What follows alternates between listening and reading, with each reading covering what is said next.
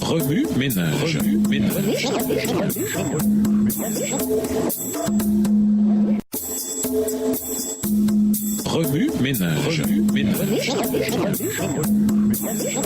Bienvenue dans votre émission. Remue ménage. Nous voilà à la leçon de mardi. Investiguer. Lisons Genèse 2, Psaume 33, les versets 6 à 9 et Romains 1, le verset 20. Genèse 2. Ainsi furent achevés les cieux et la terre et toute leur armée. Dieu acheva au 7e jour son œuvre qu'il avait faite, et il se reposa au 7e jour de toute son œuvre qu'il avait faite. Dieu bénit le 7e jour et il le sanctifia, parce qu'en ce jour il se reposa de toute son œuvre qu'il avait créée en la faisant. Voici les origines des cieux et de la terre quand ils furent créés. Lorsque l'Éternel Dieu fit une terre et des cieux, aucun arbuste des champs n'était encore sur la terre, et aucune herbe des champs ne germait encore, car l'Éternel Dieu n'avait pas fait pleuvoir sur la terre, et il n'y avait point d'homme pour cultiver le sol. Verset 6. Mais une vapeur s'éleva de la terre et arrosa toute la surface du sol. L'Éternel Dieu forma l'homme de la poussière de la terre, il souffla dans ses narines un souffle de vie, et l'homme devint un être vivant. Puis l'Éternel Dieu planta un jardin en Éden du côté de l'Orient, et il y mit l'homme qu'il avait formé. L'Éternel Dieu fit pousser du sol des arbres de toute espèce agréables à voir et bons à manger, et l'arbre de la vie au milieu du jardin, et l'arbre de la connaissance du bien et du mal. Un fleuve sortait d'Éden pour arroser le jardin, et de là il se divisait en 4 bras. Verset 11. Le nom du premier est Pishon, c'est celui qui entoure tout le pays de Havila, où se trouve l'or. L'or de ce pays est pur. On y trouve aussi le bdellium et la pierre d'onyx. Le nom du second fleuve est Gihon, c'est celui qui entoure tout le pays de Cush. Le nom du troisième est Hiddekel, c'est celui qui coule à l'orient de la Syrie. Le 4e fleuve, c'est l'Euphrate. L'Éternel Dieu prit l'homme et le plaça dans le jardin d'Éden pour le cultiver et pour le garder. Verset 16. L'Éternel Dieu donna cet ordre à l'homme. Tu pourras manger de tous les arbres du jardin, mais tu ne mangeras pas de l'arbre de la connaissance du bien et du mal, car le jour où tu en mangeras, tu mourras. L'Éternel Dieu dit, il n'est pas bon que l'homme soit seul. Je lui ferai une aide semblable à lui. L'Éternel Dieu forma de la terre tous les animaux des champs et tous les oiseaux du ciel, et il les fit venir vers l'homme pour voir comment il les appellerait, et afin que tout être vivant portât le nom que lui donnerait l'homme. Et l'homme donna des noms à tout le bétail, aux oiseaux du ciel et à tous les animaux des champs. Mais pour l'homme, il ne trouva point d'aide semblable à lui. Verset 21. Alors l'Éternel Dieu fit tomber un profond sommeil sur l'homme qui s'endormit. Il prit une de ses côtes et referma la chair à sa place. L'Éternel Dieu forma une femme de la côte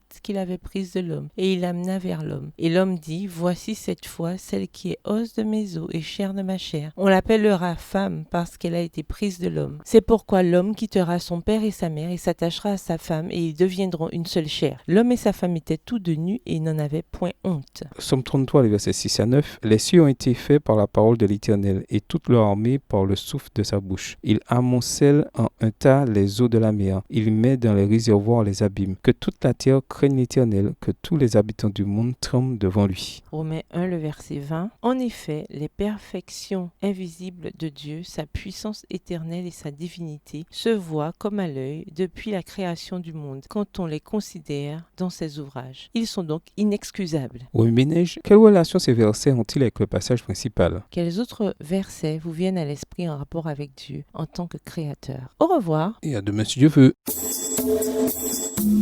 Remue ménage. Remue ménage.